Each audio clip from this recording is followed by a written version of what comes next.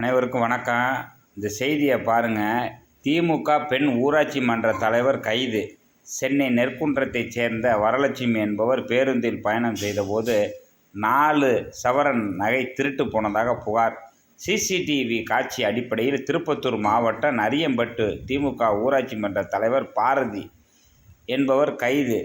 இவர் மீது ஆம்பூர் உள்ளிட்ட பல காவல் நிலையங்களில் திருட்டு வழக்கு நிலுவையில் உள்ளது அப்படின்னு சொல்லி இன்றைக்கு செய்தி ஓடிக்கிட்டு இருக்கு. பாருங்கள், ஒரு திமுக ஊராட்சி மன்ற தலைவி இது போன்ற திருட்டு சம்பவத்தில் ஈடுபட்டிருக்காங்க.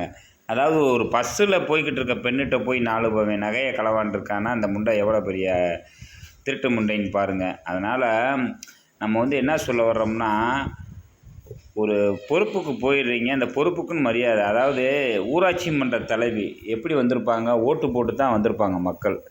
அப்போ ஓட்டு என்பது என்னென்னு கேட்டிங்கன்னா, இது போன்ற திருட்டு சம்பவங்களில் பணத்தை சேர்த்து திருடி அந்த பணத்தை மக்களுக்கு ஓட்டுக்கு பணம் கொடுத்து இவங்க பதவியில் உட்காந்து திருப்பி திருடலாம்ன்றதான் இவங்களோட நோக்கம். அப்போ வெளியில் தெரிஞ்சு இவ்வளோ திருட்டுனா தெரியாமல் எவ்வளோ திருட்டு இருக்கும் பாருங்கள். அதனால் மக்கள் ஓட்டு போடும்போது மிகவும் கவனமாக போடணும். இது போன்ற திருட்டு நாய்களுக்கெல்லாம் நீங்கள் ஓட்டு போட்டுறீங்க, அது பதவியில் உட்காந்துக்கிட்டு பாருங்கள். ஒரு திருப்பத்தூர் மாவட்டத்தில் ஊராட்சி மன்ற தலைவியாக வேறு அந்த நாய் இருக்குது. இந்த நாய் திருடி இருந்திருக்கு. ஒரு சிசிடிவி கேமராவில் பதிவாகிருக்கு. பதிவானதுனால இன்றைக்கி பிடிச்சிட்டாங்க. பதிவாகலைன்னா என்ன செஞ்சுருக்கும் இந்த நாய்? நான் திருடலை அப்படின்னு சொல்லி ஓடி போயிடும். இது போன்ற வழக்கு இருக்கிற நாய்களுக்கெல்லாம் நீங்கள் ஓட்டை போட்டு பதவியில் உட்கார வைக்கிறீங்க. அப்புறம் எப்படி இருக்கும் நாடு என்றைக்குமே முன்னேறாது. அதே நேரத்தில் ஒரு அரசியல் கட்சி ஒருத்தருக்கு சீட்டு கொடுக்குறீங்கன்னா, அவன் காசு வச்சுருக்கானா, பணம் வச்சுருக்கானா, அவனுக்கு சீட்டு கொடுப்போம்னு சொல்லி கொடுக்கக்கூடாது.